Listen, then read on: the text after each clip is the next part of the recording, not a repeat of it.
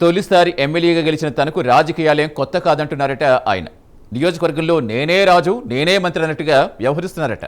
అతగాడి తీరు జిల్లా అధ్యక్షుల వారికి కానీ పార్టీ సీనియర్స్ కానీ అస్సలు అంతుపట్టట్లేదట. దానికి కారణం ఆయన ప్రవర్తన తీరా, లేక అధిష్టానం ఆదేశమా, లేదా ఎమ్మెల్యే నైజమే అంతనో తెలియక నేతలు తలలు పట్టుకుంటున్నారట. ఇంతకీ ఎవరా ఎమ్మెల్యే, ఏదా నియోజకవర్గం, ఎక్కడ జరుగుతుందా వ్యవహారం?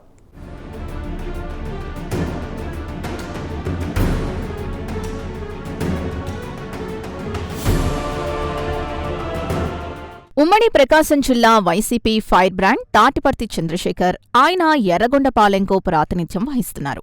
2024 ఎన్నికల్లో వైసీపీ గెలిచిన 11 మందిలో తాటిపర్తి కూడా ఒకరు. అయితే ఆ మిగతా 10 మంది ఎమ్మెల్యే తీరు ఒకటైతే ఆయన వ్యవహారం మరోలా ఉందట. ఇతను ఫస్ట్ టైం ఎమ్మెల్యేగా గెలుపొంది అసెంబ్లీలో అడుగుపెట్టినా తనకు రాజకీయాలు కొత్తేం కాదంటున్నారట. తన పరిధి మాత్రం రాష్ట్రం అన్నట్లు వ్యవహరిస్తున్నారట. తన నియోజకవర్గ సమస్యలపైనే కాకుండా రాష్ట్ర రాజకీయాల్లో సైతం తనదైన శైలిలో స్పందిస్తున్నారట.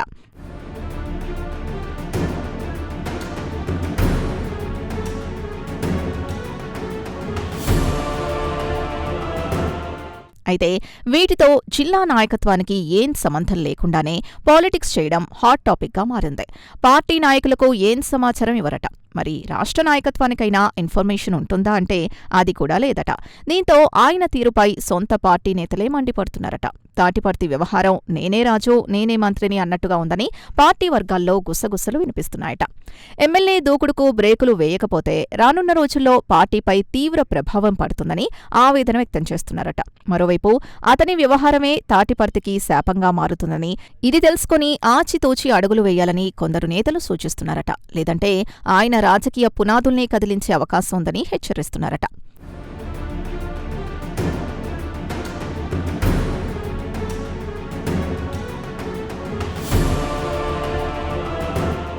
ఇకపోతే తాటిపర్తి చంద్రశేఖర్ రాజకీయాల్లోకి రాకముందు ఎన్నికల వ్యూహకర్తగా పోల్ మేనేజ్మెంట్లో నిపుణుడిగా సేవలందించారు.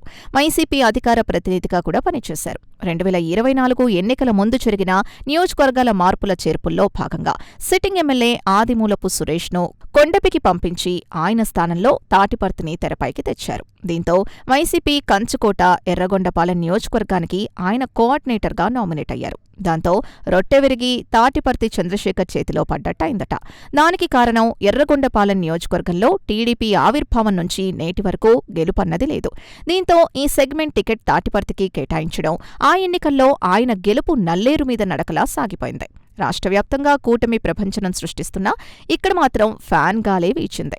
అలాగే ఏపీలో వైసీపీ ఘోరమైన ఓటమి చవిచూసింది. పార్టీ కేవలం 11 సీట్లకే పరిమితం కావడంతో ఎన్నో ఆశలతో మొదటిసారి ఎమ్మెల్యే అయ్యారు చంద్రశేఖర్. కానీ అసెంబ్లీలో నిలబడి అధ్యక్ష అనే అవకాశం లేకుండా పోయింది.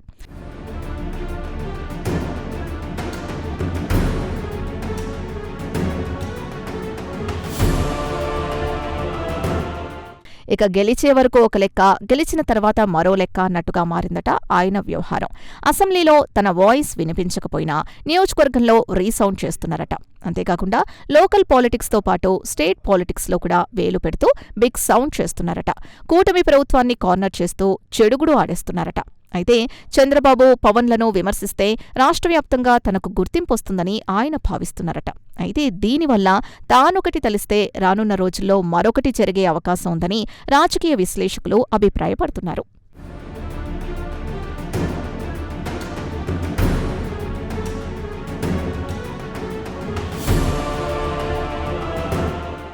ఇదిలా ఉంటే ఒక పార్టీకి ఆధిపత్యం కొనసాగించే నేతలు కొందరుంటారు. వారి మాటే అధిష్టానం కూడా వింటుంది. అలాంటి పరిస్థితుల్లో జిల్లా నాయకత్వాన్ని చిన్నచూపు చూస్తూ హైకమాండే తనకి శిరోధార్యం అనుకున్న ఏ లీడర్ పొలిటికల్ కెరీర్ అయినా ప్రశ్నార్థకంగా మారే అవకాశం ఉంటుంది. ప్రస్తుతం వైసీపీ ఎమ్మెల్యే తాటిపర్తి చంద్రశేఖర్ వ్యవహరిస్తున్న తీరు అధిష్టానానికి అవసరమే. కానీ రానున్న ఎన్నికల్లో మాత్రం ఇలాంటి వారికి పార్టీ ప్రాధాన్యత ఇచ్చే ఛాన్స్ తక్కువ ఉంటుందని అంటున్నారు. ఆయా జిల్లా నేతల సూచనల మేరకే ప్రియారిటీ ఇస్తారని పేర్కొంటున్నారు. కాబట్టి పార్టీ నేతల్ని కలుపుకుని వెళ్తేనే తన భవిష్యత్ రాజకీయాలు బాగుంటాయని, లేకపోతే రానున్న రోజుల్లో మరింత సంక్లిష్టంగా మారే ఛాన్స్ ఉంటుందని సొంత పార్టీ నేతలే గుసగుసలాడుకుంటున్నారట. మరి ఇకనైనా ఎర్రగొండపాలెం ఎమ్మెల్యే తాటిపర్తి చంద్రశేఖర్ తన తీరును మార్చుకుంటారా? స్టేట్ పాలిటిక్స్లో వేలు పెట్టకుండా సెగ్మెంట్ ఇష్యూస్పై దృష్టి సారిస్తారా?